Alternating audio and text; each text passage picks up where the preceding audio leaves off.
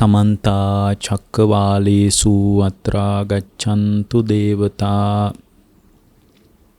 सद्धम्मं मुनिराजस्स सुनन्तु सग्गमुक्खदं ධම්මස්සවන කාලෝ අයං බදන්තා ධම්මස්සවන කාලෝ අයං බදන්තා ධම්මස්සවන කාලෝ අයං බදන්තා නමෝ තස්ස භගවතෝ අරහතෝ සම්මා සම්බුද්දස්ස නමෝ තස්ස භගවතෝ අරහතෝ සම්මා සම්බුද්දස්ස නමෝ තස්ස භගවතෝ අරහතෝ සම්මා සම්බුද්දස්ස. ඒ අපගේ ශාස්ත්‍රු වූ සම්මා සම්බුදුරජාණන් වහන්සේට අප හැමදිනාගේම নমස්කාරය වේවා. සුපින්වත්නි, ඔබ හැමදිනාම අදත් ඊටාම ශ්‍රද්ධාවෙන් ධර්ම ශ්‍රවණය කරන්නටයි බණ අහන්නටයි බලාපොරොත්තු වන්නේ. පින්වත්නි, අපි මීට පෙර ආතුව ඔබට මේ මහා වේදල්ල සූත්‍රයෙන් දේශනාව සිද්ධ කළා. ඒතර මහා වේදල්ල සූත්‍රයේ එක තැනකදී අපි නතර කළා දේශනාව. ඒ තමයි මහා වේදල්ල සූත්‍රය එක තැනක තියෙනවා. ඒතර ඔබ දන්නවා මහා වේදල්ල සූත්‍රය සාරිපුත්ත මහරහතන් වහන්සේ සහ මහා කොට්ටිත මහරහතන් වහන්සේ අතර ඇතිවෙච්ච ඊතා ප්‍රබුද්ධ ධර්ම සාකච්ඡාවක් මේ තුල තියෙන්නේ. ඇත්තටම මේ දේශනාව නිවනටම උපකාර වෙන දේශනාවක්. අපි ඊටාම සරලව යම් කොටසක් පැහැදිලි කළා. එතනින් එහාට පවතින ධර්ම කොටාසය අද මේ කාල වේලාවට අනුව හැකි අයුරින් පැහැදිලි කරන්න බලාපොරොත්තු වෙනවා. අපි ඉවර කළේ මේ මහා කොට්ටිත හාමුදුරුව විමසන ප්‍රශ්නාවලිය සහ සාරිපුත්තයන් වහන්සේ ලබා දෙන පිළිතුරු වල පවතින මේ විමුක්තිගාමී පණිවිඩය මතු කරමින් අපි දේශනාව සිද්ධ කළේ. උන්වහන්සේ අහන ප්‍රශ්න ඊටාම ප්‍රශස්තයි, පිළිතුරුත් ඊටාම ප්‍රශස්තයි. එක තැනකදී සාරිපුත්තයන් වහන්සේගෙන් අහනවා කොට්ටිත හාමුදුරුව අවසන් කළ යන්න එතනින් කතිහි පනාහුසෝ අංගේහි අනුග්ගහිතා සම්මාදිට්ඨි චේතෝ විමුක්ති පලාච හෝති චේතෝ විමුක්ති පලානි සංසා පඤ්ඤා විමුක්ති පලාච හෝති පඤ්ඤා විමුක්ති පලානි සංසා. ප්‍රිය ආයුෂ්මතුනි, සාරිපුත්ත හරුන්ගෙන් විමසනවා අංග කීයකින් අනුග්‍රහය ලබන සම්මාදිට්ඨියද චිත්ත විමුක්තිය පිණිස ප්‍රඥා විමුක්තිය පිණිස හේතු වෙන්නේ කියලා. අංග කීයකින් යුතු සම්මාදිට්ඨියට අනුග්‍රහය පිණිස පවතින යහපත කී පැත්තකින් හදාගන්න අවශ්‍යයිද කියලා. එතනදී සාරිපුත්තයන් වහන්සේ දේශනා කරන්නේ පංචහිකෝ ආවුසෝ අංගේහි අනුග්‍රහිතා සම්මාදිට්ඨි චේතෝ විමුක්ති පලාච හෝති චේතෝ විමුක්ති පලානි සංසා පඤ්ඤා විමුක්ති පලාච හෝති පඤ්ඤා විමුක්ති පලානි සංසා. ඔන්න ඔතනින් තමයි ඉවර කළේ. මොකක්ද? ප්‍රිය ආයුෂ්මතුනි, කරුණු පහකින් යුක්ත අනුග්‍රහයක් සම්මාදිට්ඨියට උපකාරාර්ථයෙන් වැදගත්. එතකොට කරුණු පහකින් යුක්ත අනුග්‍රහය වැදගත් බව එතන මතු කරනවා චේතෝ විමුක්තියටත් ප්‍රඥා විමුක්තියටත්. ඒ කියන්නේ හිතෙන් නිදහස් වීම පිණිසත් විනිවිද යන ප්‍රඥාවෙන් දැන ගැනීම තුළ සම්පූර්ණයෙන් මේ ස්කන්ධයන්ගෙන් නිදහස් වීම පිණිසත්. එතකොට ඒක අපි අර අනුග්‍රහිත සූත්‍රයේදී මීට පෙර සාකච්ඡාවේදී මීට පෙර කරපු අනුග්‍රහිත සූත්‍රය ඇසුරින් දේශනා කරපු දේශනාවක තියෙන කාරණා ටිකයි මෙතන තියෙන්නේ. නමුත් මෙතන මේ සාකච්ඡාවේදී බොහොම වැදගත් කාරණයක් මේ මතුවෙලා තියෙනවා. ඒ කියන්නේ සම්මාදිට්ඨිය කියන එක නිවනට පත්වන ශ්‍රාවකයෙක්ගේ සැබෑ ආධ්‍යාත්මික ප්‍රවේශයට ඊටාම වැදගත් නියෝජනයක්. එතකොට ඒතා වැදගත් නියෝජනයක් වෙච්ච සම්මාදිට්ඨිය තුලම ඉහළ අවධිය තමයි අරහත්ත්වය කියලා කියන්නේ. ඒතර අරහත්ත්වයේ පිණිස පවතින සම්මාදිට්ඨියට අනුග්‍රහය හදා ගන්න ඕන තැන් පහකින්. ඒක තමයි අවසන් කරපු තැන. මොනවද ඒකත් කෙටියෙන් කිව්වොත් මොනවද ඒ අනුග්‍රහය පිණිස හදා ගන්න ඕන ස්ථාන පහ. ඒ තමයි පින්වත්නි බුදුරජාණන් වහන්සේ මතක් කරනවා සීලයෙන් අනුග්‍රහය ලැබෙන්න ඕන. මෙතන සීලයෙන් අනුග්‍රහය ලැබෙන්න ඕන කියනකොට ඔබ දන්නවා ඉන්ද්‍රිය සංවරය තමයි මෙතන අදහස් කරන්නේ. එතකොට ඇස කන නාසය දිවකය මනස සංවර කරගත්ත තැනක තමන්ගේ ඇතුළට තවදුරටත් කෙලෙස් ධර්ම ඇවිල්ලා තමන්ව දූෂණය වෙන්න අවස්ථාවක් නැහැ. ඊළඟට ධර්මඥානයෙන් අනුග්‍රහය හදා ගන්න ඕනේ. ඒ කියන්නේ මේ ධර්මයේ පිළිබඳ මහ පළල් අවබෝධයක් තියෙන්න ඕන. ස්කන්ධ පිළිබඳ, ධාතු පිළිබඳ, ආයතන පිළිබඳ, නාම රූප ධර්මයන් පිළිබඳ. එතනින් එහාට ගියට පස්සේ පංචස්කන්ධ ධර්ම පිළිබඳ, පටිච්ච සමුප්පන්නව මේ ලෝකයේ ගැට ගැසී ඇති ආකාරය පිළිබඳ, සංයෝජන ධර්ම විසින් සංසාරයට පුද්ගලයා සත්වය අල්ලලා බැඳලා තියෙන විදිය ගැන, මේවා ගැන මේ ඊටාම පළල් දහම් දැනුමකින් අනුග්‍රහය හදා ගන්න ඕන ධර්මඥාණයෙන්. ඊට පස්සේ මේ ධර්මඥාණයෙන් හදාගත්ත තැන්වල පවතින සම්මත අසම්මතතාවයේ සාකච්ඡාවෙන් අනුග්‍රහය හදා ගන්න ඕන. ධර්ම විනය ප්‍රායෝගිකව දන්න කෙනෙක් ළඟට ගිහින් ඒක සාකච්ඡා කරන්න ඕන. කතා බහ කරගන්න ඕන. ඒකට සාකච්ඡාවකින් අනුග්‍රහය හැදෙනවා. ඊළඟ කාරණේ තමයි පින්වත්නි එතනින් එහාට ගිහින් බුදුරජාණන් වහන්සේ පැහැදිලි කරනවා සමතානුග්‍රහිතාච සමතෙන් අනුග්‍රහය හදා ගන්න ඕන. හොඳට හිත සමාහිත කරගන්න ඕන. ඊළඟට විදර්ශනානුග්‍රහිතාච අනිත්‍ය වශයෙන්, දුක් වශයෙන්, අනාත්ම වශයෙන්, හුලක් වශයෙන්, gaduwak වශයෙන්, ශූන්‍ය දෙයක් වශයෙන්, අනුන්ට අයිති දෙයක් වශයෙන් මෙන්න මේ විදිහට පින්වත්නි අර 11 ආකාරයක තමන්ගේ අභ්‍යන්තරයත් බාහිර සවිඥානික කය පිළිබඳවත් අතීත අනාගත වර්තමාන කියන තුන් කාලයේ සම්බන්ධවත් මෙන්න මේ පස් තැනක විදර්ශනා කරන්න ඕන. මෙන්න මේ විදිහට සීලයෙන් උදව්ව හදාගෙන, දහම් දැනුමින් උදව්ව හදාගෙන, සාකච්ඡාවෙන් උදව්ව හදාගෙන, සමතයෙන් උදව්ව හදාගෙන, විදර්ශනාවෙන් උදව්ව හදාගන්නකොට මෙන්න මේ කතා කරන පස් තැනකදී ආගේ සම්මා දිට්ඨිය පිණිස උපකාරය පවතිනවා කියලයි මීට පෙර දේශනාව අපි නිමා කළේ. එතනින් එහාට තමයි දැන් අද මෙතනදී දේශනාව කතා කරන්නේ මහා වේදල්ල සූත්‍රය ඇසුරෙන්. මොකද මේක දීර්ඝ දේශනාවක් නිසා මේක දේශනා කීපයකින් කතා කළගත යුතු දෙයක්. එතන මහා කොට්ටිත හාමුදුරුවෝ සාරිපුත්ත හාමුදුරුවන්ගෙන් ඊළඟට විමසන ප්‍රශ්නය කුමක්ද? කොට්ටිත හාමුදුරුවෝ විමසනවා ප්‍රිය ආයුෂ්මතුනි කතිපනාවුසෝ භවාති. ආයුෂ්මතුනි මේ භවය කොච්චරද? ඒතර උන්වහන්සේ කියනවා තයෝ මේ ආවුසෝ භව. ආයුෂ්මතුනි භවය තුන් ආකාරයයි. මොනවද? කාම භවෝ, රූප භවෝ, අරූප භවෝ. කාම භවයයි, රූප භවයයි, අරූප භවයයි. මෙන්න මේක තමයි ත්‍රිවිධ භවය. ඒතර මෙන්න මේ ත්‍රිවිධ භවය, කාම භවය, රූප භවය, අරූප භවය කියන මෙන්න මේ ත්‍රිවිධ භවය පිළිබඳ මෙතනින් එහාට ඊටාම වැදගත් සාකච්ඡාවක් යනවා. මොකද මේ භවයට අනුව තමයි ජාතිය පහළ වෙන්නේ. එහෙනම් හැම මිනිස්සෙක්ම මේ භවය පිළිබඳ ඊටාම පළල් අදහසක් ඇති කරගන්න එක වැදගත්. ඒතර මේ භවය කියලා කියන්නේ භවයේ දෙපැත්තකින් කතා කරගන්නවා. අපි ප්‍රතිසන්දිය පැත්තෙනුත් කතා කරගන්නවා.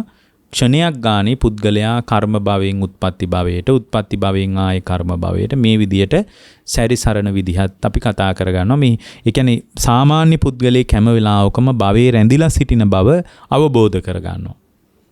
ඒ කියන්නේ ඇස කන නාසය දිව කය මනස තුලින් අර චක්කු විඥාන, සෝත විඥාන ආදී විඥානයේ පහළවීම තුල පින්වත්නි මේ රූප දකින මට්ටම, ශබ්ද අහන මට්ටම, රස පහස දැනෙන මට්ටම එනවා. ඒ දැනෙන මට්ටම තුල, ඒ කියන්නේ පේන මට්ටමට කියනවා අපි උත්පත්ති භවය කියලා. එතකොට මේ පෙනිච්ච දේ අපි හිතමු ගැහැණියෙක්, පිරිමියෙක්, අම්මා තාත්තා මේ විදිහට පෙනුණු දේ. එතකොට පෙනුණු දේ ඇති බවට ආයේ මනසේ රැඳෙන්න පටන් ගන්නවා. ඒකට අපි කියනවා කර්ම භවය කියලා. මේ මනසේ රැඳිච්ච දේ ආයේ බලන්න හිතෙනවා. ඔන්න උත්පත්ති භවය. මනසේ රැඳිච්ච දේ දකින්නකොට උත්පත්ති භවය, කියන්නේ චක්කු විඥානේ පහළ වෙන මට්ටම උත්පත්ති භවය. ඒකෙන් නැවත කර්ම භවය සකස් වෙනවා. මේ විදිහට අපි හැම වෙලාවකම මේ ආයතන පරිහරණය කරන ලෝකයේ තුල භවයේ රැඳිලා ඉන්න බව අපි මෙතනදී තේරුම් ගන්න ඕනේ. එතන මෙතන භවයේ තුන් ආකාරයකින් කියන මොනවාද? කාම භවයයි, රූප භවයයි, අරූප භවයයි. එතකොට කාම ලෝකයට විපාක පිණිස කර්ම සකස් වෙච්ච තැනක අපි කාම භවය කියලා කතා කරනවා. රූප ලෝකයට විපාක පිණිස කර්ම සකස් වෙච්ච තැනක අපි කියනවා රූප භවය කියලා. අරූප ලෝකේ විපාක පිණිස කර්ම හැදෙන තැනට අපි කියනවා අරූප භවය කියලා. ඒ තැන කර්ම සකස් වීමේ අර්ථයත් මෙතනින් කුළු ගැන්විලා තියෙනවා. එතකොට මහා කොට්ටිත හාමුදුරුවෝ විමසනවා කතං පනාවුසෝ ආයතින් පුනබ්බාවාබිනිබන්ති හෝතිති. ඒ කියන්නේ ප්‍රිය ආයුෂ්මතුන් වහන්සේ අනාගතයට භවයේ හැදිලා ආය උපදින්නේ කොහොමද? නැවත පුනර්භවයක් කරා යන්නේ කොහොමද? මොකද මේ භවය පැනවෙච්ච තැනක මේ කර්ම භවයෙන් උත්පත්ති භවයටත් උත්පත්ති භවයෙන් කර්ම භවයටත් යන්නේ කියන අපිට දැකපු දේ අතහැර ගන්න බැරි කම නිසා දකින්න දේ ඇති බවට මනසේ රැඳෙනවා. අහපු දේ ඇති බවට මනසේ රැඳෙනවා. අහගත්ත මම මේ පැත්තේ ඉන්න බවට අපේ අභ්‍යන්තරයේ හිත තුල විශ්වාසයක් තියෙනවා. එතකොට මේ බුදුරජාණන් වහන්සේගේ දේශනාවෙන් අනුව බලනකොට අපිට තේරෙනවා භවය නිරුද්ධ කරලා දැම්මට පස්සේ තමයි නැවත භවය නිසා ඇතිවෙන ජාතිය පහළ නොවෙන්නේ.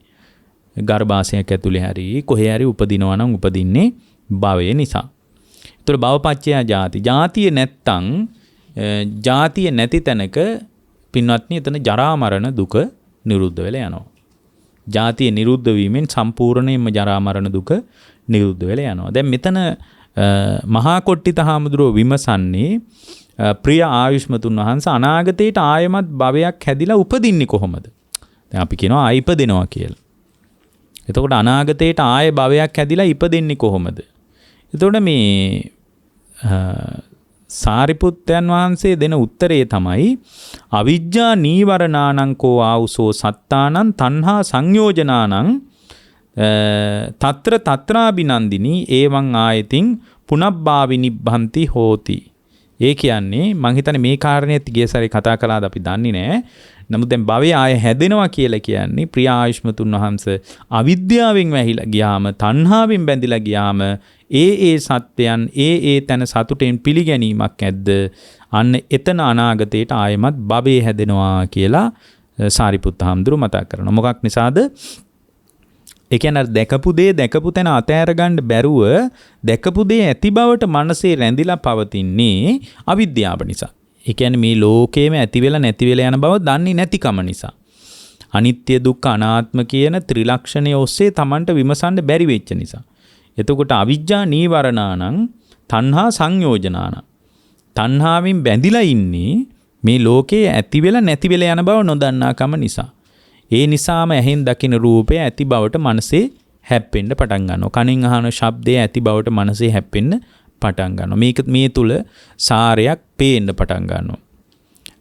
ඡන්දයක්, නන්දියක්, රාගයක්, තෘෂ්ණාවක් හදාගන්න පුළුවන් මට්ටමේ දෙයක් විදියට එයා රූපේ සලකනවා. ශබ්දේ සලකනවා. ගන්ධ සුවඳ සලකනවා. රසයේ සලකනවා. එතකොට මේ සැලකීම නිසාම අනාගතයේට නැවත පුනර්භවය සකස් වෙනවා. කතං පනාවුසෝ ආයතින් පුනබ්බාවිනිබ්බන්ති න හෝති. කොහොමද පුනර්භවයේ පැනවෙන්නේ නැත්තේ? ප්‍රියාශ්මතුනි නැවත ආයමත් භවයක් හැදෙන්නේ නැත්තේ කොතනද? ඒකම අනිත් පැත්තට කියනවා. හේතුන් නිසා ඇති වෙනවා. හේතුව නැත්තම් ඵලේ නැහැ. කොහොමද?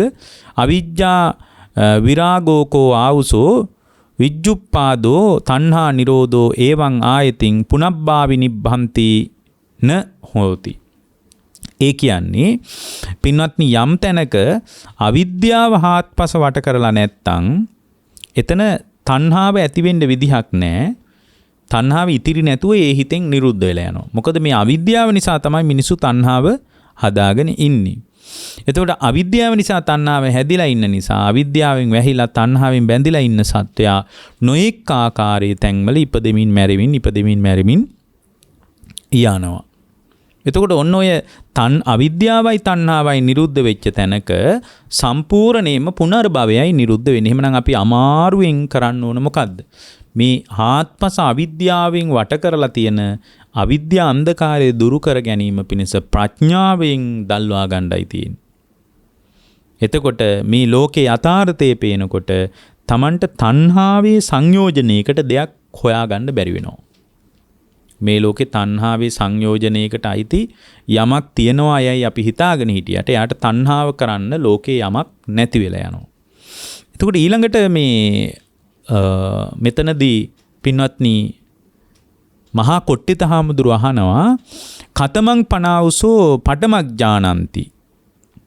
මොකක්ද ප්‍රිය ආයුෂ්මතුනි මේ පඨම ධානය කියලා කියන්නේ? දැන් පඨම ධානය කියන එක නිවන් මඟට ඊටාම වැදගත් දෙයක්.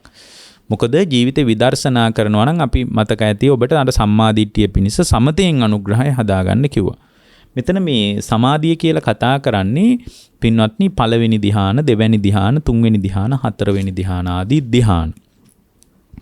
ඔබට මතක ඇති අපි නිතර කියනවා යටත් පිරිසෙන් පළවෙනි ධ්‍යානෙවත් අපි කොහොම හරි උපදවා ගන්න බලන්න ඕන. ඒතකොට මේ පළවෙනි ධ්‍යානෙ මත පිහිටා විදර්ශනා කරනකොට ඒක චේතෝ විමුක්ති ඵලානි සංසාව පිණිස පඤ්ඤා විමුක්ති ඵලානි සංසාව පිණිස හේතු වෙනවා.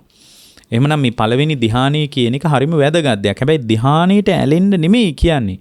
ධ්‍යානය තුලින් නිවන ස්පර්ශ කරගන්න හරිම පහසුයි. දැන් ಭಾರತයේ බොහෝ දෙනෙක් කලේ ධ්‍යානය විතරක් අල්ලගෙන හිටියා. ධ්‍යානයේ ශ්‍රේෂ්ඨ අවස්ථාවක් විදියට ධ්‍යානයේ පිළි අරගෙන ධ්‍යානයේ තුල ගිලගෙන බැසගෙන තියෙන ස්වභාවයක් ඒ අයගේ ජීවිතය තුල තිබුණා. නමුත් මෙතන කියන්නේ පින්වත්නි ධ්‍යානයේ ශ්‍රේෂ්ඨ දෙයක් විදියට සලකන්නේ නැහැ. ධ්‍යානෙම උපකාර කරගෙන එතනින් එහාට යන විමුක්තිය පිණිස යා උනන්දු වෙනවා. ඒ නිසා තමයි මේ පළවෙනි ධ්‍යානය ගැන අහන්නේ. දැන් මෙතන ඉතා ගැඹුරු සාකච්ඡාවක්නේ. කතමං පනාවුසෝ පඨමඥානම් ප්‍රිය ආයුෂ්මතුනි මොකක්ද මේ පළවෙනි ප්‍රථම ධ්‍යානය කියලා කියන්නේ? එතකොට සාරිපුත්තයන් වහන්සේ මතක් කරනවා දැන් මේ ධ්‍යාන ගැන අපි වෙනම දේශනා කීපයක් කළත් මේ ධ්‍යාන ගැන දැනගන්න ඕන තමන් භාවනාව දියුණු කරගෙන යනකොට මෙන්න මෙබඳු අත්දැකීම් වලට තමන්ගේ හිත තමන්ගේ මනස විවෘත වෙන්න පුළුවන්.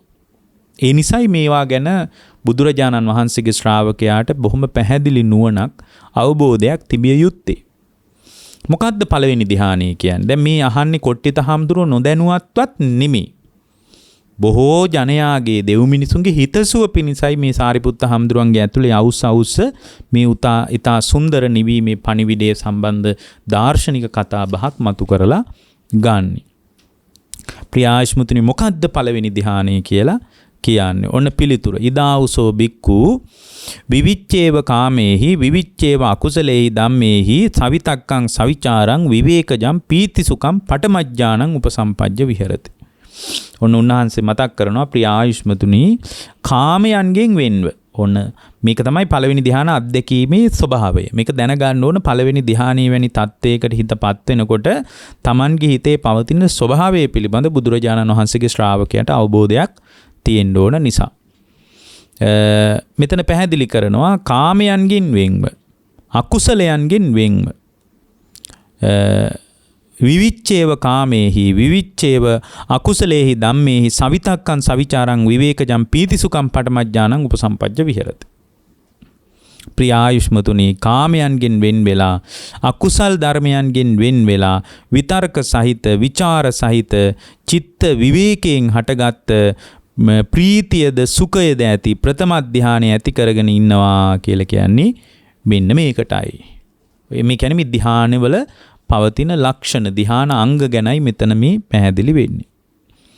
ඊට පස්සේ මේ කොට්ටිත හාමුදුරුවෝ අහනවා හොඳයි ප්‍රිය ආයුෂ්මතුනි පඨමං පනාවුසෝ ඥානං කතං හිකන්ති.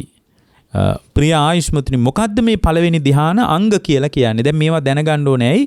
අර සීලානුග්ගහිත සුතානුග්ගහිත සාකච්ඡානුග්ගහිත සමතානුග්ගහිත කියන තැනින් මෙන්න මේ ධ්‍යානයක් උපදවා ගන්න අපි උත්සාහ කරන්න ඕන භාවනාවක් තුලින්. එතකොට මේ භාවනාවක් තුලින් ධ්‍යානෙ උපදවගෙන තමයි මේ ධ්‍යාන සිත තුල වාසය කරලා යම් කෙනෙක් ස්කන්ධයන්ගේ උදේවැය දැක්කොත් පංචස්කන්ධය ඇතිවි නැතිවි යන ආකාරය දැක්කොත් නාම රූප ධර්මයන්ගේ හටගෙන නිරුද්ධ වෙන ආකාරය දැක්කොත් ඒක මහා බල සම්පන්න අවස්ථාවක්. ඒක ඊටාම වටිනා අවස්ථාවක් විදියටයි ධර්මයේ පෙන්වන්නේ. ඉතින් බොහොම විමුක්ති ඵලානි සංසා මහත්ගත වීම පිණිස විමුක්ති ඵලානි සංසදායක වීම පිණිස එක උදව්වක්. නැතුව මේ ඕනනම් ඉතින් උපචාර සමාධි මට්ටමක් තුලත් විදර්ශනා කරන්න පුළුවන් අනිත්‍ය දුක්ඛ අනාත්ම වශයෙන්. නමුත් ඒකට වඩා ඊටාම ඉහළ ප්‍රතිඵලයක් කරා යන්න පුළුවන් විදිය ගැනයි මෙතනදී ධර්මයේ පැහැදිලි කරන්නේ. එතකොට දැන් සාරිපුත්ත හාමුදුරුවන්ගෙන් අහනවා කොට්ටිත හාමුදුරුවෝ හොඳයි ප්‍රිය ආයුෂ්මතුනි මේ ප්‍රථම ධ්‍යානයේ අංග කීයකින් යුක්තයිද? අංග කීයක් තියෙනවද පළවෙනි ධ්‍යානය තුල? එතකොට සාරිපුත්ත හාමුදුරුවෝ මතක් කරනවා පඨමංකෝ ආවුසෝ ඥානං පංචාංගිකා. ප්‍රිය ආයුෂ්මතුනි මේ පළවෙනි ධ්‍යානය තුල අංග 5ක් තියෙනවා. ඉදාවුසෝ පඨම ඥානං සමාපන්නස්ස බික්කුණෝ විතක්කෝච උන්වහන්සේ මතක් කරනවා මේ පළවෙනි ධ්‍යානයේ තුල ප්‍රිය ආයුෂ්මතුනි පළවෙනි ධ්‍යානයේට සමවැදිලා ඉන්න භික්ෂුව තුල විතර්කයේ තියෙනවා. ඔන්න පළවෙනි එක විතර්කයේ තියෙනවා. විචාරයක් තියෙනවා. ප්‍රීතියක් තියෙනවා. සුඛයක් තියෙනවා. හිතේ එකඟභාවයක් තියෙනවා. මෙන්න මේ අංග 5 තමයි ප්‍රිය ආයුෂ්මතුනි පළවෙනි ධ්‍යාන අංග. මොනවද? එතන කියනවා පින්වත්නි විතර්කයේ තියෙනවා, විචාරයේ තියෙනවා, ප්‍රීතිය තියෙනවා, සුඛය තියෙනවා, ඒකාග්‍රතාවය තියෙනවා. ඒ කියන්නේ අරමුණට නැමිච්ච ගතියක් තියෙනවා. ආනාපාන සතිය නම් ආනාපාන සතිය අරමුණට නැමිච්ච ගතියක් තියෙනවා. අරමුණ මත විසිරී සිටින ගතියක් තියෙනවා. සම්පූර්ණයෙන්ම වෙන සංකාරෝස්සේ හිත දුවන්නේ විතක්ක විචාර ප්‍රීතිය. ඒ කියන්නේ විවේකයෙන් හටගත්ත කාමයන්ට බර නොවෙච්ච මහා අද්විතීය ප්‍රීතියක් තියෙනවා. සුඛයක් තියෙනවා. කය පුරාම විහිදිච්ච සැපේකුත් තියෙනවා. විතක්ක විචාර ප්‍රීති සුඛ ඒකාග්‍රතාව. ඒ කියන්නේ සම්පූර්ණ හිත තුළ ඒකාග්‍රතාවයක් කියනවා. කිසිම සංකාරයක් ඔස්සේ හිත දුවන ගතියක්, හිත දුවපැන යන ගතියක් ඒ හිත තුළ දකින්න ලැබෙන්නේ නැහැ. එහෙම හිත විසිරෙන ගතියක් ඒ හිත තුළ දකින්න ලැබෙන්නේ නැහැ. එතකොට දැන් බලන්න පළවෙනි ධ්‍යානයේ අංග 5යි එහෙමනම්. එහෙමනම් අපි උත්සාහ කරන්න ඕන. ඇත්තට මෙතන මතු කරන කාරණා වලින් අපිට පේනවා මේ එතනින් එහාට මේ පළවෙනි ධ්‍යාන, දෙවෙනි ධ්‍යාන, තුන්වෙනි ධ්‍යාන, හතරවෙනි ධ්‍යාන ආදී ධ්‍යාන පැහැදිලි වෙන්නේ නැහැ. දැන් සමහර අය හිතන්න පුළුවන් පළවෙනි ධ්‍යානෙ, දෙවෙනි ධ්‍යානෙ, තුන්වෙනි ධ්‍යාන, හතරවෙනි ධ්‍යානෙ උපදවගෙන තමයි විදර්ශනා කරන්න ඕනේ. එහෙම එකක් නැහැ. පළවෙනි ධ්‍යානෙ උපදවගෙන අර හිත තුළ ඒකාග්‍රතාවයේ පවතිනකොට ගැඹුරු සමාධියක් තුළනේ හිත වාසය කරන්නේ. අන්නේ ගැඹුරු සමාධිය තුලින් කරන්න වෙන කිසි දෙයක් නැහැ. අවබෝධය කරා යන කෙනා අර විදර්ශනානුග්‍රහිතාව හදාගන්න තියෙන. එතකොටයි සම්මාදිට්ඨියට හිතපත් වෙන්නේ. කොහොමද විදර්ශනාවට අනුග්‍රහය හදාගන්නේ? මේ විදර්ශනාවට අනුග්‍රහය හදාගන්න පින්වත්නි වෙන විදියකින් නෙමෙයි. එයා අර පංචස්කන්ධයම අනිත්‍ය දුක්ඛ අනාත්ම වශයෙන් ත්‍රිලක්ෂණානුකූලව විමසන්නයි තියෙන්නේ. ඒතකොට පළවෙනි ධ්‍යානයටපත් වෙන කෙනෙක් පළවෙනි ධ්‍යානයේ ස්වභාවය දැනගන්න ඕන. නැත්තම් පළවෙනි ධ්‍යානයට තමන්වපත් වුණා කියලා තමන්ට තේරෙන්නේ නැහෙනි. එවනම් නිවන් පිණිස උපකාර කරගන්න ශ්‍රාවකෙක් මේ ගැඹුරු ආධ්‍යාත්මික ප්‍රවේශය පිළිබඳ ප්‍රායෝගික අවබෝධයක් තියෙන්න ඕන. එතකොට උන්වහන්සේකින් අහනවා ආයෙත් අර කොට්ටිත හාමුදුරුවෝ පඨමං පනාවුසෝ ඥානං කතං විප්පහිතං කතං සමන්නාගතන්ති. ප්‍රිය ආයුෂ්මතුන් වහන්සේ පළවෙනි ධ්‍යානයේ තුල පළවෙනි ධ්‍යානයේ තුල මොනවද පවතින ඒ කියන්නේ මේ අපගාමී ස්වභාවයන්. ඒ කියන්නේ Taman තුල නිරුද්ධ වෙලා ගිය අපගාමී ස්වභාවයන් කෙබඳුද කියලා විමසනවා. ඒ කියන්නේ දැන් භාවනාවක් දියුණු කරගෙන යනකොට පළවෙනි ධ්‍යානයට ගියාට පස්සේ එයා තුළ ඇති වෙන උද්වේගකාරී ස්වභාවය මොනවද? Tamanගේ හිත තුළ යට යන මේ ඊටාම ඍණාත්මක ස්වභාවයන් මොනවද කියලා අහනවා. දැන් අපිට තේරෙනවා පළවෙනි ධ්‍යානය කියලා කියන්නේ විතර්කය, විචාරය, ප්‍රීතිය, සුඛය, ඒකාග්‍රතාවයේ සහිත මානසික ස්වභාවයට තමයි පළවෙනි ධ්‍යානය කියලා කියන්නේ. එතකොට උන්වහන්සේ කියනවා පඨමංකෝ ආවුසෝ ඥානම් පංචාංගික විප්පහීනං පංචංග සමන්නාගතං ඉදාවුසෝ පඨමඥානං සමාපන්නස්ස බික්කුණෝ කාමච්ඡන්தோ පහීනෝ හෝති. ඔන්න පළවෙනි එක. ඔන්න බලන්න දැන් මේ Tamanට මේ බඳු තත්වයක් ඇති වෙනකොට මේ මහා වේදාල සූත්‍රයේ ඔස්සේ බලන්න පුළුවන් Tamanගේ හිතේ පවතින ස්වභාවය. එතකොට අපිට පුළුවන් දැනගන්න මම දැන් මේ වාසය කරන්නේ පළවෙනි ධ්‍යානයේ තුල කියලා. මම කියන්නේ මෙච්චර පැහැදිලිව ධර්මයේ තියෙද්දි අපිට වෙනත් කෙනෙක්ගේ පිළිසරණක් අවශ්‍ය නැහැ. ඉතින් සමහර තැන්වල උදව්වක් අවශ්‍යයි. මූලික වශයෙන් හිත දියුණු කරගන්න කෙනෙකුට මේ අමුතුවෙන් කමඨහන් හොයාගෙන යන්න ඕනේ නැහැ. උත්තම කර්මස්ථානයේ ගන්න පුළුවන් කමඨහන ධර්මී කරගන්න. ධර්ම විනයම ගුරුවරයා කරගන්න භාවනා කරන්න එක එක ගුරුවරු හොයාගෙන කැලෑවලට යන්න උමනත් නෑ. මේ ධර්ම විනය තුල පැහැදිලිව තියෙනවා. දැන් බලන්න ප්‍රිය ආයුෂ්මතුනි පළවෙනි ධ්‍යානය අංග 5කින් තොරයි. අර ඍණාත්මක කාරණා. ඒ කියන්නේ ඍණාත්මක කාරණා අංග 5ක් බැහැර වෙලා යනවා. මොන වගේ අංග 5කින්ද තොර වෙන්නේ? ඒ වගේම ප්‍රථම ධානයේට සමවැදෙන භික්ෂුව තුල මොන වගේ මානසික ස්වභාවයක්ද පවතින්නේ? ඔන්න උන්වහන්සේ මතක් කරනවා පඨමඥානං සමාපන්නස්ස භික්ඛුනෝ කාමච්ඡන්தோ පහීනෝ හෝති. පළවෙනි ධානයේ තුල කාමච්ඡන්දය නැහැ. පළවෙනි ධානයේ තුල මොකද්ද නැත්තේ? කාම අරමුණු ගැන ආසාවේ හිතේ නැහැ. ඇහෙන් රූප බලන්න, කනෙන් ශබ්ද අහන්න, නාසයෙන් ගඳ සුවඳ විඳින්න, දිවෙන් රස විඳින්න, කයෙන් පහස විඳින්න කාම ආසා නැහැ. ඔන්න පළවෙනි ධානයේ කොච්චර සංසිඳිච්ච ස්වභාවයක් විය යුතුද එහෙමනම්. ඒ වගේම තමයි පළවෙනි ධානයේ තුල මේ ව්‍යාපාදේ නැහැ. ඒ කියන්නේ ගැටෙන ගතිය, තරහ ඇති වෙන ගතිය නැහැ. ඒ වගේම පළවෙනි ධානයේ තුල නිදිමත අලස ගතිය නැහැ. ඒ වගේම පළවෙනි ධානයේ තුල හිතේ පසුතැවිල්ලක්, නොසන්සුන් ස්වභාවයකුත් නැහැ. ඒ වගේම පළවෙනි ධානයේ තුල සැකයක් නැහැ. ඔය බුදුරජාණන් වහන්සේ ගැන, ධර්මයේ ගැන, සංඝයා ගැන, මාර්ගය ගැන, ප්‍රතිපදාව ගැන හරියට සැක තියෙනවනේ. ඇත්තට මේ සැක සම්පූර්ණයෙන්ම නැති වෙච්ච තැනක් තමයි පළවෙනි ධානය කියන්නේ. මොකද එච්චරට හිත ආධ්‍යාත්මයට බර වෙලා දැන් සැක ඇති වෙන්න නොඑක ආකාරයේ විතක්ක, ඒ සැකයේ ඔස්සේ ඇති වෙන විතර්කයන් මේ හිතට ගලන්නේ නැහැ. එනම් පළවෙනි ධානය තුල සැකයක් නැහැ. ඒ වගේම පළවෙනි ධානය තුල පසුතැවිල්ලක් නැහැ. නමුත් විතර්කයේ තියෙනවා. විතර්කයේ තියෙනවා. මොකද්ද විතර්කේ? විතර්කේ කියන්නේ අරමුණට නැමුණු බවක් තියෙනවා. අර භාවනා කර්මස්ථානෙට නැමුණු බවක් තියෙනවා. ඒ කියන්නේ එහෙමනම් නිකන් මලා වගේ තත්වයක් නෙමෙයි. මේ කාමාසාව, ව්‍යාපාදය, නිදිමත, අලසකම, කම්මැලිකම, පසුතැවිල්ල, සැකේ මේවා නැහැ. හැබැයි අර භාවනා කර්මස්ථානයේ තුල අරමුණ තියෙනවා. දැන් සමහර අය අපිට කියනවනේ මේ දැන් ඉතින් අර ආස්වාස ප්‍රාස්වාස කරන මොකක්වත් දැනෙන්නේ නැහැ කියලා. ඒ මොකක්වත් දැනෙන්නේ නැති එකක් නෙමෙයි. දැන් බලන්න බුදුරජාණන් වහන්සේ මතක් කරනවා නිදිමත, අලස බව, හිතේ පසුතැවිල්ල, සැකේ මේවා නෑ තමයි. නමුත් පළවෙනි ධානයේ තුල හොඳට විතර්කයේ තියෙනවා.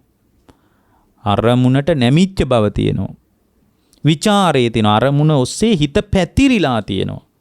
වෙනත් දෙයක් ඒ හිතෙන් හිතට ගලාගෙන ඉන්න ස්වභාවයක් නැහැ. මොකද කාමච්ඡන්දේ නැහැනේ මෙතන. ඇහෙන් රූප ඔස්සේ සිතුවිලි දැන් හිතට ගලන්නේ නැහැ පින්නත්. ප්‍රීතිය තියෙනවා. හොඳ ප්‍රීතියක් තියෙනවා හිතේ. ඒක මේ කාමාස්වාදයෙන් ලැබෙන ප්‍රීතියක් වගේ එකක් නෙමෙයි. සුඛංච. ඒ කියන්නේ හොඳට සැපයක් තියෙනවා. කය මනස තුල බොහොම සැපයක් ඉපදිලා තියෙනවා. ඊළඟට ඒකාග්‍රතාව. සිතේ එකඟභාවයක් තියෙනවා. ඇත්තටම සිතේ එකඟභාවය කියලා මෙතන කියන්නේ අර අරමුණයි හිතයි එකටම උපදිනවා වගේ අරමුණත් එක්කම හිත උපදින ස්වභාවයක් තියෙනවා පින්වත්නි. මේක වෙන්වෙන් උපදිනවා කියලාත් හිතා ගන්න බෑ. එච්චරට අර ඒකාග්‍රතාවයක් කෙස් ගහින් කෙස් ගහට හොඳට හිත එකඟ වෙච්ච බවක් තියෙනවා පින්වත්නි. ඔන්න ඔය විදියට පින්වත් මහණින් ආයුෂ්මතුනි පළවෙනි ධානයේ අංග 5කින් තොරයි, අංග 5කින් යුක්තයි කියලා දැනගන්න. මොනවද නැත්තේ? කාමච්ඡන්දේ නැහැ, තරහව නැහැ, නිදිමත නැහැ, අලස බව නැහැ.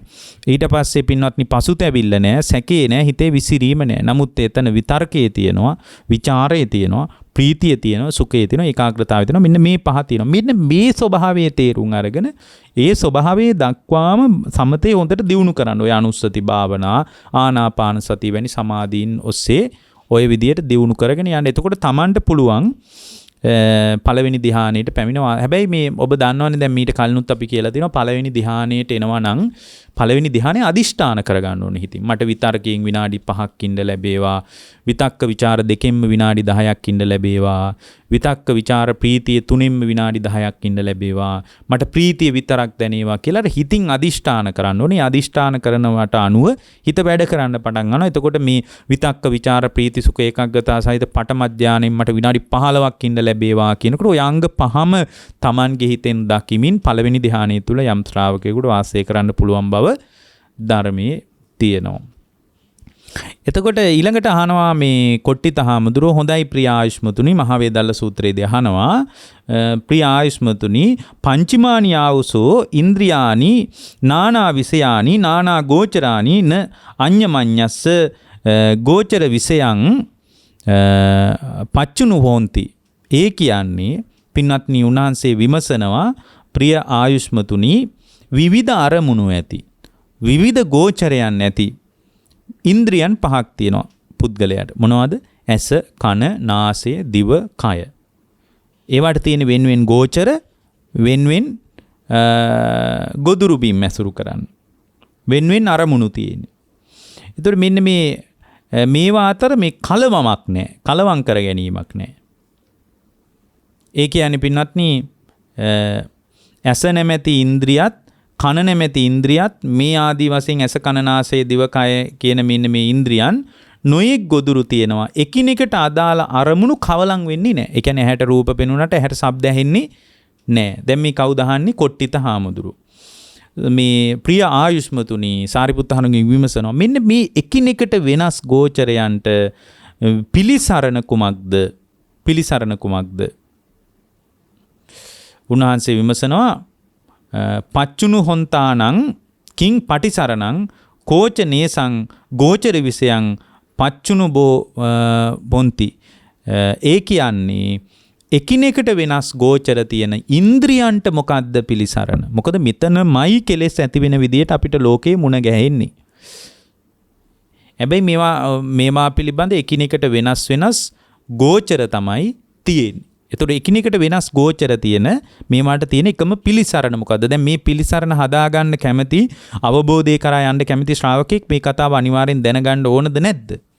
එයා අනිවාර්යෙන් මේ කතාව දැනගන්නම අවශ්‍යයි. දැන් මෙතනදී මේ සාරිපුත්තයන් වහන්සේගෙන් විමසන ප්‍රශ්නයට සාරිපුත්තයන් වහන්සේ ලබා දෙන පිළිතුර තමයි උන්වහන්සේ කියනවා පංචමානි ආවසෝ ඉන්ද්‍රියානි නානා විෂයානි නානා ගෝචරානි න අඤ්ඤමඤ්ඤස්ස ගෝචර විෂයං පච්චිනු හොಂತಿ සෙය්‍යතිදා. ඇත්ත මොකද්ද? එකිනෙකට වෙනස් ගෝචර තියෙන ඉන්ද්‍රියන්ට වෙන ගෝචරයන් තමයි අහුවෙන්නේ. ඒ කියන්නේ ඇසට රූප, ඇසට ශබ්ද නැහැ. කනට ශබ්ද, කනට රූප නැහැ. එකිනෙකට වෙනස් ගෝචරයන් තමයි තියෙන්නේ. මෙන්න මේ ඉන්ද්‍රියන් පහට ඔවුනොවුන් අරමුණු ගැනීමේදී කවලම් කරගන්නෙත් නැහැ තමයි. මේවා අතර කවලමක් වෙන්නේ නැහැ.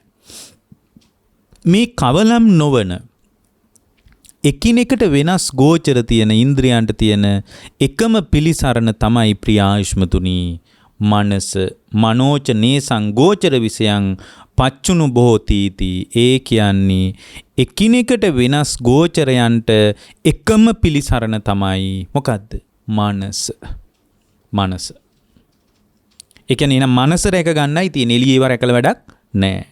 අපි රූප රැක්කට, ශබ්ද රැක්කට, ගන්ධ සුවඳ රැක්කට, දිව ඒ කියන්නේ රසය රැක ගන්න හැදුවට, ඒ රසයේ තියෙන කෑම රැක ගන්න හැදුවට මේවා රැකලා වැඩක් නැහැ. හේතුව තමයි එකිනෙකට වෙනස් ගෝචර තියෙන මේ ඉන්ද්‍රියන්ට පිළිසරණ තමයි මනස. පංචමානි ආවුසෝ ඉන්ද්‍රියානි සෙය්‍යති දං. ප්‍රිය ආයුෂ්මතුනි පංච ඉන්ද්‍රියන් කියන්නේ ඇස කන නාසය දිව කය.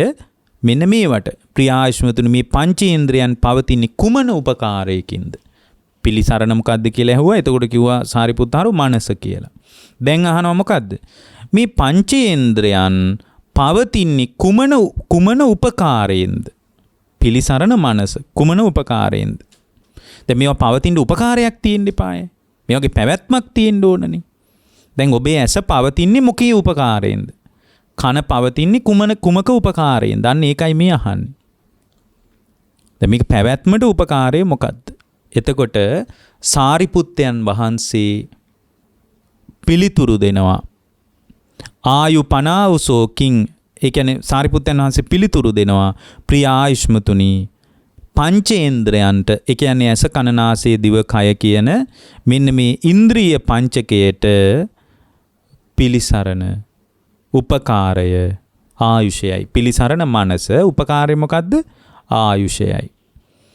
ආයු පටිච්ච තිට්ඨන්ති. ඒ කියන්නේ ආයුෂයේ පිළිසරණ කරගෙන තමයි මේ ඉන්ද්‍රියන් පවතින්නේ. ආයුෂ පවතින තාකල් ඇහෙන් රූප පේනවා. එන උපකාරය මොකද්ද? ආයුෂයගේ පැවැත්ම. ආයුෂ තියෙන තාකල් ශබ්ද ඇහෙනවා.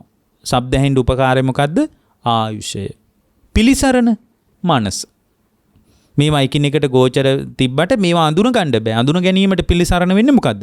මනස. මනෝ පටිසරණ. එතකොට ඔය උන්නාබ බ්‍රාහ්මණ සූත්‍රය එහෙම ඔය ගැන අපි මීට කලින් පැහැදිලි කරලා තියෙනවා. දැන් මේ අපි කියන්නේ මොකන සූත්‍රයේද? මහා වේදාල්ල සූත්‍රයේ දෙවෙනි දේශනාවයි මේ. එමනම් ඔබ හොඳට මතක තියාගන්න මේ එකිනෙකට වෙනස් ගෝචර තියෙන ඉන්ද්‍රියන්ට පිළිසරණ මේවට මහ ලොකු දෙයක් කරන්න බෑ. මේවට පිළිසරණ කරගෙන ඉන්නේ මනස පිළිසරණ කරගෙන තමයි රූප අඳුනගන්නේ, ශබ්ද අඳුනගන්නේ, ගන්ධ සුවඳ අඳුනගන්නේ, රස අඳුනගන්නේ, පහස අඳුනගන්නේ. හැබැයි මේවා පවතින්නේ කුමක උපකාරයකින්ද? ආයුෂයේ උපකාරයෙන්. එතකොට අර කොට්ටිත හාමුදුරුවෝ විමසනවා හොඳයි ප්‍රිය ආයුෂ්මතුනි ආයු පනාවුසෝකින් පටිච්ච තිට්ඨතිති. ප්‍රිය ආයුෂ්මතුනි ආයුෂ පවතින්නේ කුමක උපකාරයෙන්ද? දැන් බලන්න මේක ගැලපෙනවා. එකිනෙකට වෙනස් ගෝචර තියෙන පංචේන්ද්‍රයන්ට පිළිසරණ මනස නැත්නම් මොකක්වත් කරගන්න බෑ. මානසිකාරය තියෙන්නම ඕන. එතකොට මේවට උපකාරය මොකද්ද? උපකාරය තමයි ආයුෂය. හොඳයි දැන් උන්වහන්සේ යනවා හොඳයි එහෙනම් ආයුෂයට උපකාරය මොකද්ද? ආයු පනාවුසෝකින් පටිච්ච තිට්ඨතිති. මොකක්ද ආයුෂයට උපකාරය? ආයුස්මං පටිච්ච තිට්ඨතිති. ප්‍රිය ආයුෂ්මතුනි ආයුෂයේ පවතින්නේ උණුසුම උපකාරය. ආයුෂයේ පවතින්නේ මොන උපකාරයෙන්ද? ශාරීරියේ උණුසුම උපකාරය. එතකොට දැන් බලන්න ආයුෂය කියන එක ආයුෂයේ උපකාරයෙන් තමයි පින්වත්නි සම්පූර්ණයෙන්ම ආයතන පවතින්නේ. ඒ වගේම අපි මේ සූත්‍රයට අනුවම කතා කළොත් සම්පූර්ණ සූත්‍රයේ දිහා බැලුවාම අපට තේරෙනවා ආයුෂයේ පවතින්නේ බුදුරජාණන් වහන්සේගේ බුද්ධ දේශනාව තුළින් පැහැදිලි වෙන කාරණේ තමයි ආයුෂයේ පවතින්නේ උණුසුම උපකාරය. උණුසුම උපකාරය කරගෙන තමයි ආයුෂය පවතින්නේ. එතකොට දැන් උන්වහන්සේ අහනවා හොඳයි මොකක්ද ප්‍රිය ආයුෂ්මතුනි උණුසුමට උපකාරය දෙන්නේ? උණුසුමට උපකාරය දෙන්නේ කුමක්ද? එතකොට උන්වහන්සේ මතක් කරනවා උණුසුමට උපකාරය දෙන්නේ ආයුෂයයි. අඤ්ඤමඤ්ඤ වශයෙන් ආයුෂයට උපකාරය උණුසුමට උපකාරය ආයුෂය. ඒ කියන්නේ මරුණා කියලා කියන්නේ මොකද්ද එහෙනම්? ඒකට ධර්මී වාක්‍යයක් තියෙනවා. මොකද්ද? ආයුස්මාච විඥානං. ආයුෂයි උණුසුමයි විඥානයයි බැහැර වුණාමයි මරුණා කියලා කියන්නේ. මේ කයේ පවතින උණුසුම. ආයුෂට උණුසුම උපකාර වෙනවා, උණුසුමට ආයුෂ උපකාර වෙනවා. හැබැයි මේවා පිළිබඳ ඊටාම වැදගත්. අපි දැන් මේ මහා වේදාල්ල සූත්‍රය ඇසුරු කරගෙන දේශනා 7ක් විතර කරන්න ඉස්සරහට බලාපොරොත්තු වෙනවා. එතකොට අපි මේ ආයුෂ කොහොමද උණුසුමට උපකාර වෙන්නේ, උණුසුම කොහොමද ආයුෂයට උපකාර වෙන්නේ කියලා අපි ඒවා ගැඹුරින් කතා කරනවා. දැන් මෙතන මේ පොදුවේ අපි තවම දේශනාවනි තෝරන්නේ. පොදුවේ දේශනාව. ඒ නිසා මේක හොඳට මතක තියාගන්න. මේ වෙලාවේ මතක තියාගත්තාම ප්‍රමාණවත්. ආයුෂයට උණුසුම උපකාරය, උණුසුමට ආයුෂ උපකාරය. එතකොට ආයෙත් අර කොට්ටිත හාමුදුරුව අහනවා ඉදානීවකෝ මයා ආයුෂෝ ආයස්මතෝ සාරිපුත්තං වාසිතං එවං ආජානාම. ප්‍රිය ආයුෂ්මතුනි අපි දැන් සාරිපුත්තයන් වහන්සේ පැවසූ දේ ඔය විදියටම දරාගත්තා. කොහොමද දරාගත්තේ? ආයුෂ පවතින්නේ උණුසුම උපකාරයෙන්, ඒ වගේම උණුසුම පවතින්නේ ආයුෂ උපකාරයෙන් කියලා අපි ওই විදිහට දැන් දරාගෙනයි ඉන්නේ. යතාකතං පනාවුසෝ ඉමස්ස වාසිතස්ස අත්තෝ දට්ඨබ්බෝති. හොඳයි ප්‍රිය ආයුෂ්මතුනි ඔය පැවසූ කාරණය කොහොමද අපි තේරුම් ගන්නේ? ආයුෂයේ උපකාරය නිසා පවතින උපකාර අඤ්ඤමඤ්ඤ වශයෙන් ආයුෂය උණුසුම උපකාරයෙන් පවතිනවා, උණුසුම ආයුෂ උපකාරයෙන් පවතිනවා කියන එක. මෙන්න මේ උපකාරය නිසා තමයි එකිනෙකට වෙනස් ගෝචර තියෙන පංචේන්ද්‍රයන්ගේ යථා පරිදි පැවැත්ම සිද්ධ වෙන්නේ කියලා අපි දැන් ඔබ වහන්සේ කියපු විදිහට මතක තියාගත්තා. දැන් මේක අපිට තේරුම් ගන්නවා නම් කොහොමද අපි තේරුම් ගන්න ඕන? එතකොට උන්වහන්සේ ලස්සන උපමාවක් කියලා තියෙනවා මේ දේශනාවේ. හොඳයි ප්‍රිය ආයුෂ්මතුනි මම ඔකට උපමාවක් කියන්න. බුද්ධිමත් ඥානවන්ත කෙනෙකුට උපමාවෙනුත් මේක තේරුම් ගන්න පුළුවන්. ඥානවන්තයෙකුට මේක උපමාවෙනුත් තේරුම් ගන්න පුළුවන්. තෙල් පහනක් දැල් වෙනවා කියලා හිතන්න කියන. දැන් ඔබත් හොඳට කල්පනා කරන්න තෙල් පහනක් දැල් වෙනවා. ඒකේ පහන් දැල්ල නිසා එළිය පේනවා. එළිය නිසා පහන් දැල්ල පේනවා. පහන් දැල්ලත් එළියත් කියන්නේ දෙකක්. පහන් දැල්ල කියන්නේ එකක්, එළිය කියන්නේ තව එකක්. දැන් මේක දෙකක්. නමුත් මේ දෙක තුල දෙකම පිළිබඳ ප්‍රත්‍යක්ෂභාවයක් ඇති වෙන්නේ කොහමද? පින්වත්නි, පහන් දැල්ල නිසා එළිය පේනවා. එළිය නිසා පහන් දැල්ල පේනවා. මේක තියෙන චූල මහා වේදල්ල සූත්‍රයේ. ප්‍රිය ආයුෂ්මතුනි, ඔන්න ඔය විදියට ආයුෂයේ තියෙන උණුසුම උපකාරයෙන්, උණුසුම තියෙන ආයුෂ උපකාරයෙන් කියලා දැනගන්න කියනවා. ඔන්න ඔය විදියට දැනගන්න කියනවා. එතකොට ආයෙත් අර කොට්ටිත හාමුදුරුවෝ විමසනවා. කොහොමද විමසන්නේ? තේවචනුකෝ ආවුසෝ ආයු සංකාරා තේව වේදනියන් ධම්මං උදාහු අඤ්ඤේ ආයු සංකාරා අඤ්ඤේ වේදනියා ධම්මාති. උන්වහන්සේ විමසනවා, ප්‍රිය ආයුෂ්මතුන් වහන්සේ, ආයු සංස්කාරය, ඒ කියන්නේ උන්ව හොඳට අහගන්න, ආයු සංස්කාරයත් ඒ වගේම තව දෙයක් තියෙනවා, විඳින දේවල්. මේ බුදුදහමේ තියෙන වචන දෙකක්. මේ තනින් තනින් අහුල ඉලක්කගතව ප්‍රශ්න අහන්නේ. මේවා නිවනට අත්‍යවශ්‍ය නිසා. ඒවට දෙන උත්තරත් මහා ලොකු විස්තරාත්මක දේවල් නෙමේ, කෙටි යෙදුම් තියෙන්නේ. නමුත් ඒ කෙටි යෙදුම් කෙලින්ම ඉලක්කගතයි අවබෝධයට. උන්වහන්සේ ළඟට අහනවා, හොඳයි, දැන් මට තව ප්‍රශ්නයක් තියෙනවා. මොකද්ද? ආයු සංස්කාරයත් විඳින දේවලු දෙකම එකයිද? ආයු සංස්කාරයත් වේදනාවත් දෙකම එකයිද? එහෙමත් නැත්නම් ආයු සංස්කාරය වෙන එකක්, විඳින දේවල් වෙන එකක්ද? අපි විඳින දේවල් තියෙන්නේ. විඳින දේවල් තියෙනවා, ආයු සංස්කාරය තියෙනවා. ඔය දැන් බුදුරජාණන් වහන්සේ ආයු සංස්කාරය තමයි අතහැරලා දාන්නේ මාස 3කට ඉස්සෙල්ලා.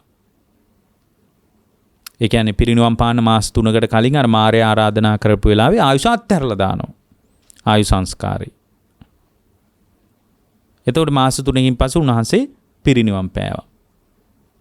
දැන් මෙතන අහන්නේ මේ ආයු සංස්කාරය කියලා එකක් තියෙනවා. ඒකත් වේදනාවත් කියන එක එකක්ද නැත්නම් මේක දෙකක්ද කියලා අහනවා. නකෝ ආවුසෝ නේව ආයු සංකාරං නේව වේදනියන් ධම්මං තේවකෝ ආයුසෝ ආයු සංකාරං. උන්වහන්සේ මතක් කරනවා, ප්‍රිය ආයුෂ්මතුන් වහන්සේ, ඔය ආයු සංස්කාරයත් විඳින දේවලුත් එකක්ම නෙමෙයි. ආයු සංස්කාරයත් වේදනාවත් එකක්ම නෙමෙයි. ප්‍රිය ආයුෂ්මතුන් වහන්සේ, බැරි වෙලාවත් ඔය ආයු සංස්කාරයත් විඳින දේවලුත් එකක්ම වුණා නම්, එකක් කියලා අපි හිතමුකෝ, ආයු සංස්කාරයයි වේදනාවයි. මේක එකක්ම වුණා නම් ගැටලුවක් තියෙනවා. මොකද්ද?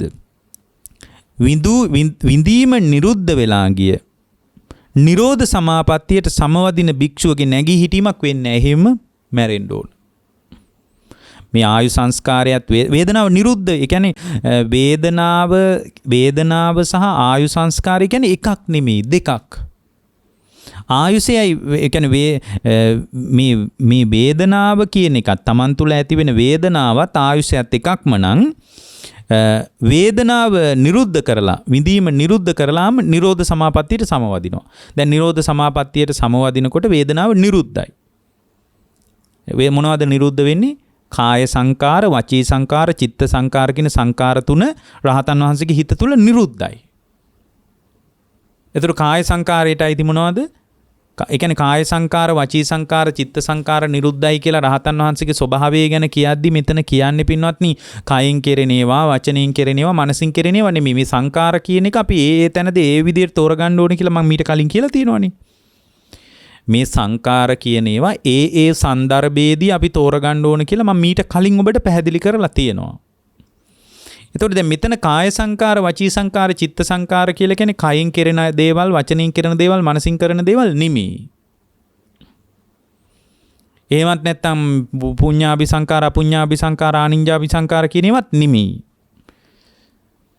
පංචස්කන්ධ විභාගයේදී කතා කරන මේ රූප වේදනා සංඥා සංකාර කියන තැන සංකාර කතා කරපු මේ රූප සංචේතන, ශබ්ද සංචේතන ආදී සංචේතනත් නෙමෙයි.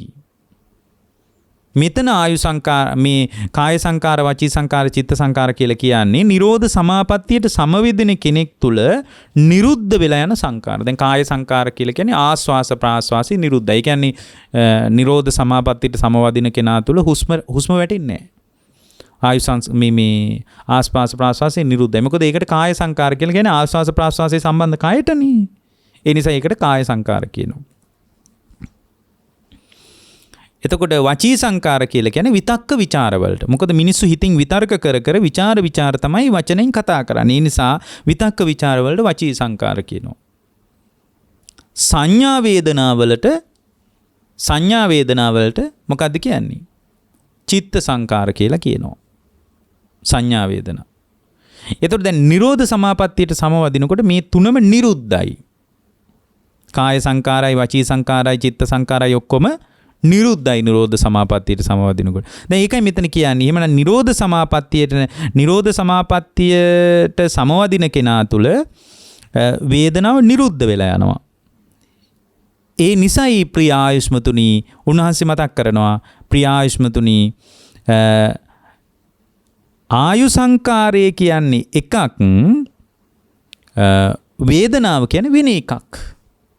මොකද මේක එකක් නම් උන්වහන්සේ කියනවා ප්‍රිය ආයුෂ්මතුනි බැරි වෙලාවත් ආයු සංස්කාරයත් විඳින දේවලුත් එකක් නම් සංඥා විඳීම් නිරුද්ධ වෙලා ගිය, සංඥා වේදනා නිරුද්ධ වෙලා ගිය, ඒ කියන්නේ චිත්ත සංකාර නිරුද්ධ වෙලා ගියපු භික්ෂුවගේ නැගී හිටීමක් කවදාවත් වෙන්නේ නැහැ. මේක එකක් නම්. ඇයි ආයුෂයත් බිඳ වැටිලා නිතනම. එහෙමනම් මේ ආයුෂය කියන්නේ එකක්, වේදනාව කියන්නේ එකක්. මේක දෙකක් විදියටයි තේරුම් ගන්න ඕනේ කියනවා. ප්‍රිය ආයුෂ්මතුන් වහන්සේ ආයු සංස්කාරයේ වෙන දෙයක් නිසා විඳින දේවලුත් වෙන දෙයක් නිසා තමයි සංඥා විදීම් නිරුද්ධ වෙලා ගිය සමාපත්තියට, ඒ කියන්නේ නිරෝධ සමාපත්තියට සමවදින භික්ෂුව නැවත නිරෝධයෙන් නැගී හිටින්නේ. ඒ කියන්නේ වේදනාව සමග ආයුෂේ බැඳී පවතිනවා නෙමෙයි. මේවා තව විස්තර කරගන්න ඕනේ. යදානුකෝ ආවුසෝ ඉමං කායං කති ධම්මා ජහන්ති අතායං කායෝ උජ්ජිතෝ අවක්කිත්තෝ සේති යතා කට්ටං අචේතනන්ති. උන්වහන්සේ මතක් කරනවා ප්‍රිය ආයුෂ්මතුන් වහන්සේ යම් දවසක කරුණු කීයක් මේකයි නැති වුණොත්ද හරියට දරකඩක් පැත්තකට දැම්මා වගේ අයින් කරන්න. ඒ කියන්නේ මරුණා කියන්නේ කරුණු කීයක් නැතිවීමෙන්ද. එතකොට උන්වහන්සේ පැහැදිලි කරනවා යතාකෝ ආවුසෝ ඉමං කායෝ තයෝ ධම්මා ජහන්ති ආයුස්මාච විඥානං. අන්න අපි අර ඉස්සල්ලා කියපු එක. ප්‍රිය ආයුෂ්මතුනි මේ ශරීරයේ යම් දවසක කරුණු තුනක් අතහැරුණොත්, ඒ කරුණු තුනක් අතහැරෙන තැනට තමයි අපි දරකඩක් අයින් කරා වගේ මැරුණා කියලා අයින් කරන්නේ. මොනවද? ආයුෂයයි, උණුසුමයි, විඥානයයි. මෙන්න මේ තුන ශරීරයෙන් බැහැර වෙච්ච දවසට දරකඩක් අයින් කරා වගේ අයින් කරන්න වෙනවා. ඊළඟට එතකොට ආයෙත් පින්වත්නි අර මහා කොට්ටිත හාමුදුරුවෝ විමසනවා ක්වාහං ආවුසෝ මතෝ කාලං කතෝ යෝචායම් බික්කු සංඥා වේදිත නිරෝධ සමාපත්තිනෝ ඉමේ සංකින් නානාකරණන්ති. උන්වහන්සේ විමසනවා ප්‍රිය ආයුෂ්මතුන් වහන්සේ එහෙමනම් මට තව ප්‍රශ්නයක් තියෙනවා. මොකද්ද තියෙන ප්‍රශ්නේ? මට තියෙන ප්‍රශ්නේ තමයි මරණයටපත් වූ කලුරිය කරපු මලකඳක් තියෙනවා.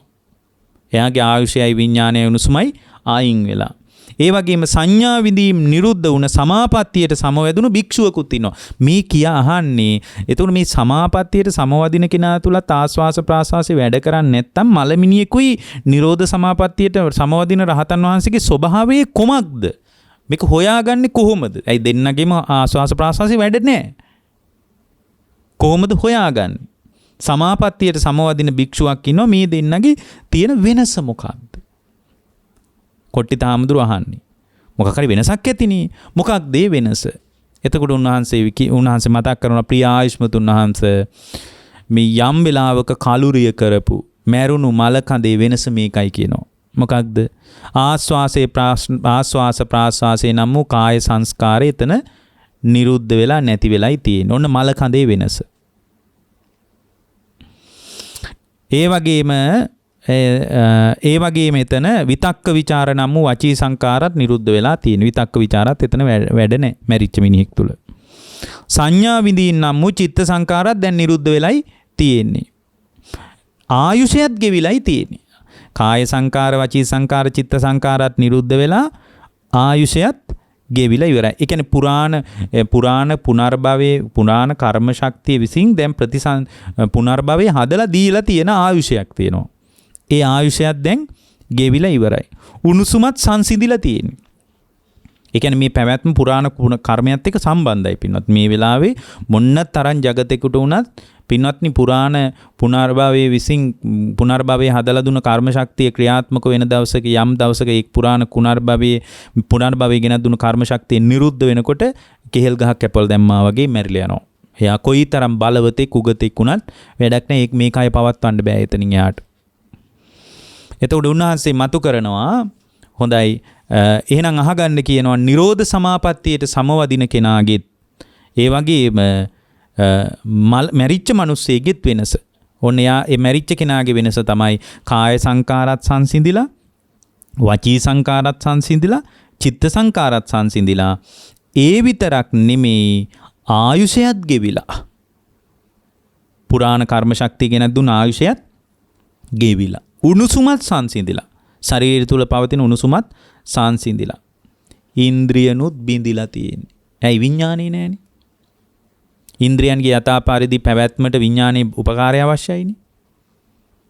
ඉන්ද්‍රියනුත් බිඳිලා තියෙන්නේ. ඔන්න ඕක තමයි මලමිනියේ ස්වභාවය. ඒතර සංඥා වේදිත නිරෝධ සමාපත්තියට සමවදින කෙනාගේ වෙනස මොකද්ද? යම් භික්ෂුවක් ඉන්නවා. සංඥා විදීම් නිරුද්ධ වෙලා නිරෝධ සමාපත්තියට දැන් සමවැදිලා ඉන්නේ. ඒත් මල කඳක් වගේ. සංඥා වේදනා ආස්වාස ප්‍රාස්වාසවත් වැඩ කරන්නේ නැහනේ. මොකද මේ සමහර තැන්වල හාමුදුරුවරුන්ට ගිනි තියලා තියෙනවා එක තැනක මේ හානේ මේ අපවත් වෙලා උන්වහන්සේ කියලා. අලු ටික ගහලා දාලා උන්වහන්සේ නැගිටලා තියෙනවා ඊට පස්සේ. ඒ කියන්නේ මේ හරියට මැරුණා වගේ තමයි. වෙනසයි මේ අහන්නේ. මොකද්ද? සංඥාවේ මම මේ හුඟක් සරල කරලා මේ කියලා දෙන්නේ. සංඥා විඳීම් නිරුද්ධ වෙලා ගිය නිරෝධ සමාපත්තියට සමවදින කෙනෙක් ඉන්නවා නම් ඒ පුද්ගලයා තුල කාය සංකාර නිරුද්ධ වෙලයි තියෙන්නේ. නැති වෙලා තියෙන්නේ. කාය සංකාර නිරුද්ධයි. ඒ කියන්නේ ආස්වාස ප්‍රාස්වාසෙ නැහැ. වචී සංකාරත් නිරුද්ධ වෙලයි තියෙන්නේ. ඒ කියන්නේ විතක්ක ਵਿਚාරත් නැහැ. චිත්ත සංකාරත් නිරුද්ධ වෙලා තියෙන්නේ. සංඥා වේදනත් නැහැ. නමුත් ආයුෂය ගෙවිලා නැහැ. අර සමාපත්තියෙන් ආයුෂය ගෙවිලා නෑ. නම් අර මලකඳේ ස්වභාවය ආයුෂයත් ගෙවිලා තියෙන්නේ. උණුසුම සංසිඳිලත් නෑ. කාය සංකාර, වචී සංකාර, චිත්ත සංකාර විතරයි සංසිඳිලා තියෙන්නේ. ඉන්ද්‍රියන් හරීම ප්‍රසන්නයි. ඉන්ද්‍රියන් හරීම ප්‍රසන්නයි. ඔන්න ඕක තමයි කලුරිය කරපු කෙනාගෙත් නිරෝධ සමාපත්තියට සමවදින රහතන් වහන්සේගෙත් වෙනස. දැන් අද සෝවාන් වුණා, සකදාගාමී වුණා, අරහත් වුණා කියන අය තුල මෙබඳු මේ ධර්මී පැහැදිලි වෙන ආධ්‍යාත්මික ප්‍රවේශයක් තියෙනවද? ධර්මී දන්න කෙනෙකුට තේරෙනවා එහෙමනම් මේ කියන தત્ත්වය වෙන එකක් කියලා. මේ තාම ඉහළ ගැඹුරු අවබෝධයක් තුලින් අරහත්ත්වේ මතුවෙන්නේ. ගැඹුරු අවබෝධයක් තුලින් මතුවෙන්නේ. ඒ නිසා පින්වත්නි අපි මේ අවබෝධයට පත්වෙච්ච කෙනෙකුගේ චින්තනය අඳුන ගන්න ඕන. ඒ චින්තනය අඳුනගත්ත තැනක තමයි මේ සංසාර දුක අපිට නිමා කරගන්න පුළුවන් වෙන්නේ. ඒතර මේ අවබෝධය කරා අපිට යන්න උදව් වෙන කාරණා කීපයක් තියෙනවා. ඒ උදව් වෙන කාරණා තමයි අපි මුලින්ම පැහැදිලි කරේ. අර සුතානුග්ගහිතාච, සීලානුග්ගහිතාච, සුතානුග්ගහිතාච. ඊට පස්සේ එතනින් එහාට ගිහින් හොඳට මේ දහම් දැනුම තේරුම් අරගෙන ධර්ම මාර්ගයේ ඊටා පැහැදිලිව දැනගන්න ඕන. ඒ ධර්ම මාර්ගයේ පැහැදිලිව දැන ගැනීමත් එක්කම අපිට පින්වත්නි තාම පළල් නුවණක් ඇති වෙන්න ඕන. මෙයයි ධර්මයේ, මෙයයි විනය, මෙයයි ධර්ම මාර්ගයේ, මෙයයි මේ ධර්ම මාර්ගයේ නොවේ කියලා ඒක වෙන්වෙන් වශයෙන් හඳුනා ගන්න කුසලතාවයක් තියෙන්න ඕන. ඒතකොට මේ හඳුනා ගැනීමේ කුසලතාවය අපි හොඳට හදාගත්තට පස්සේ තමයි අපි අර සමතානුග්ගහිතාවෙන් මේ ධ්‍යාන පළවෙනි ධ්‍යානෙ වගේ තැනකට ගිහින් එතනින් එහාට ගිහින් අවබෝධය කරා ශ්‍රාවකයා ක්‍රමානුකූලව පියමන් කරන්නේ. එතකොට අවබෝධය කරා පියමන් කරනකොට ඒ අවබෝධයට පත්වෙච්ච කෙනෙක්ගේ සිත වැඩ කරන විදිහත් ඒ අවබෝධය තුළින් බුදු කෙනෙක් පැහැදිලි කරපු මේ නිරෝධ සමාපත්තිය අෂ්ට සමාපatti බුද්ධ කාලේ තිබ්බනේ. ඒකට නවවෙනි සමාපත්තියක්නේ බුදුහාරෝ එකතු කරන්නේ නිරෝධ සමාපත්තිය කියලා. එතකොට මේ නිරෝධ සමාපත්තිය තුළ පවතින ස්වභාවයත් අපි ඉතා පැහැදිලිව දැනගන්න ඕන. මොකද අපේ ඉලක්කය නිකලෙස් වීම. එතකොට නිකලෙස් වීම පිණිස පවතින ආධ්‍යාත්මික ප්‍රවේශයන් පිළිබඳ අපිට ඊටාම් පැහැදිලි නුවණක් තියෙනවා. මේක ටිකක් ගැඹුරුයි තමයි. නමුත් අපි ඊටාම සරලවයි අද මේ දේශනාවෙන් පැහැදිලි කළේ. මෙතනින් එහාට අපි මේ මහා වේදාල්ල සූත්‍රයේ ඉතුරු දහම් කොටාසේ ඉදිරි දේශනාවකදී සිද්ධ කරනවා. අද අපි මෙතනදී මතු කළේ මේ සාමාන්‍ය ශ්‍රාවකෙක් සහ නිරෝධයට සමවදින කෙනෙක් අතර පවතින වෙනස, මියගිය කෙනෙක් සහ නිරෝධයට සමවදින කෙනෙක් තුල පවතින වෙනස ප්‍රධාන කරගෙන මූලික වශයෙන් මේ ප්‍රශ්නාවලිය අපි ඉදිරියට කතා කරගෙන ආවා. ඉස්සරහට ඊටාම ගැඹුරු කාරණා ටිකක් මහා වේදාල්ල සූත්‍රය ඇසුරින් සාකච්ඡා කරන්න තියෙනවා. ඒ පිළිබඳ ඊටාම වමනාවෙන් අවධානය යොමු කරගන්න කියන මතක් කිරීමෙන් අද දේශනාව නිමා කරනවා. හැම දිනාටම ජීවිතාවබෝධය පිණිස මේ කුසල් බලවත් වේවා කියලා අපි අදිෂ්ඨාන කරනවා. ඔබ හැම දිනාටම තෙරුවන් සරණයි.